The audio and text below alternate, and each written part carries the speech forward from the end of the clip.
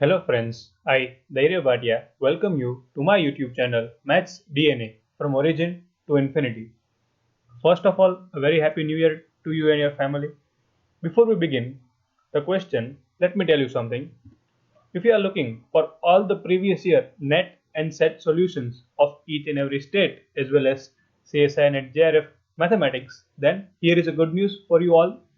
In the description link below, we have provided a link where you can register and get the solutions of your respective state as well as net of all the previous years.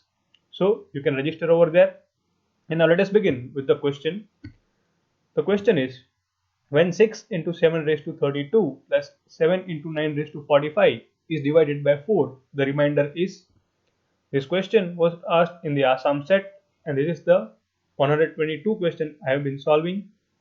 The options are A 2, B 5, C 1 and D 4. In this question, the concept that we will be using is of congruence modulo, and if you don't know it, don't worry, I will explain it to you in very short and easy way. So let us begin. Firstly, what is congruence modulo? A is congruent to B mod n if n divides A minus B. अब इसका मतलब क्या होता है कि जब आप a minus B ले रहे हो और वो जो डिफरेंस आ रहा है, अगर वो डिफरेंस n से डिवाइड हो सकता है तो हम कहते हैं कि a is congruent to b. ये इक्वल टू नहीं है, ये कॉन्ग्रुएंस के साइन है. For example 7 is congruent to 3 mod 4. इसका मतलब क्या हुआ कि 7 माइनस 3 जो उनका डिफरेंस है वो 4 आ रहा है और उसको हम 4 से डिवाइड कर सकते हैं. तो 7 is congruent to 3. Similarly, 11 is also congruent to 3 mod 4.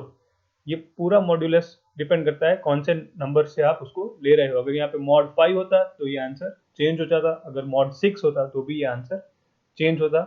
और मॉड्यूलस में हमारे पास ऑलवेज नेचुरल नंबर लेने हैं, mod 1, mod 2, mod 3. Negative numbers नहीं आते हैं. तो 11 इज कॉन्ग्रुएंट टू 3 मॉड 4. इसका मतलब ये है कि 11 माइनस 3 जो कि 8 आएगा डिफरेंस, उसको हम 4 से डिवाइड कर सकते हैं, तो ये भी सही हो जाता है.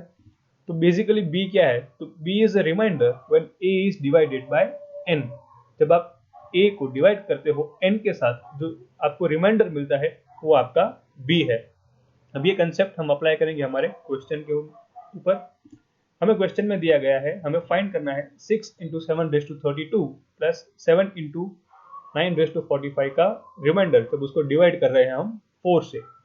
तो हम पहले नंबर को ही दो पार्ट्स में डिवाइड कर देते हैं. एक 6 इंटू 7 रेस टू 32, पहले हम उसका रिमाइंडर फाइंड करेंगे और फिर 7 इंटू 9 रेस टू 45 उसका रिमाइंडर फाइंड करेंगे. सबसे पहले हम लेते हैं 7. तो 7 इज कॉन्ग्रुएंट टू 3 मॉड 4. क्योंकि 7 हमारे पास पावर में है तो हम सिर्फ 7 को लेके चल रहे हैं. अब हमें 32 पावर तक जाना है, तो पहले हम स्क्वायर करते हैं दोनों साइड्स. तो हमें मिलेगा 7 स्क्वायर. अब अगर लेफ्ट साइड स्क्वायर किया तो राइट साइड भी स्क्वायर होगा, तो जो मिलेगा 3 square. 3 square is equal to 9, but it is congruent to 1. देखो दोनों अलग अलग साइन है, एक इक्वालिटी है और एक कॉन्ग्रुएंस है, दोनों में डिफरेंस है.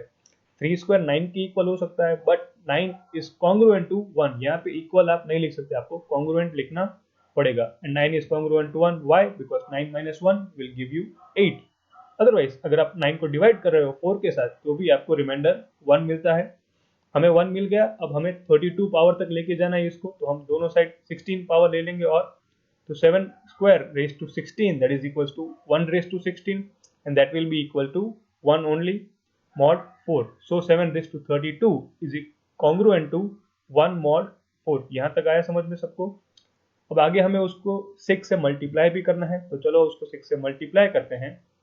तो हमें मिलेगा 6 into 7 raise to 32 which is congruent to 6 and which is congruent to 2. Actually जब दोनों साइड 6 से मल्टीप्लाई किया तो राइट हैंड साइड 6 इंटू 1 हमें 6 मिल गया. अब 6 is congruent to 2 mod 4 because when you divide 6 by 4 you get answer as 2, that is remainder. इसको नाम दे देते हैं इक्वेशन नंबर 1. अब बढ़ते हैं सेकंड नंबर जो कि है 7 इंटू 9 रेस टू 45 के ऊपर. तो 9 ऑलरेडी 1 देगा, क्योंकि अब जब 9 को डिवाइड करोगे 4 के साथ तो रिमाइंडर आपको 1 मिलेगा. तो 9 इज कॉन्ग्रुएंट टू 1 mod 4. तो अभी 9 का डायरेक्ट 45 पावर हम कर सकते हैं, तो 9 raise to 45 that is congruent to 1 raised to 45 and that is congruent to 1. तो ये तो बहुत ही सिंपल और स्ट्रेट फॉरवर्ड था. अब बस हमें सिर्फ 7 से मल्टीप्लाई करना है इसको. तो 7 से मल्टीप्लाई कर देते हैं दोनों साइड्स. तो जो मिलेगा 7 into 9 raised to 45 that is congruent to 7 that is congruent to 3 mod 4. और इसको नाम दे देते हैं इक्वेशन नंबर 2. अब हमारे पास दोनों नंबर्स के रिमाइंडर आ गए हैं, तो अब उन दोनों को बस हमें ऐड करना है. तो ऐड करते हैं इक्वेशन 1 और इक्वेशन 2 को. तो जो हमें मिलेगा 6 into 7 raised to 32 plus 7 into 9 raised to 45, इन दोनों का जो रिमाइंडर आया था 2 plus 3 and that is equals to 5 and that is congruent to 1 mod 4. यहाँ पे ध्यान रखना ऑप्शन में आपको 5 डेफिनेटली दिया होगा, तो जल्दी जल्दी में 5 टिक मत कर देना.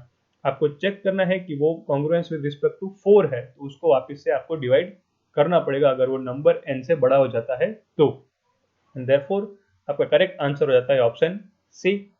Thank you, and you can be a member of our social club and watch 200 plus videos on my YouTube channel and get a complete study material for any competitive exam in higher mathematics on our Telegram channel.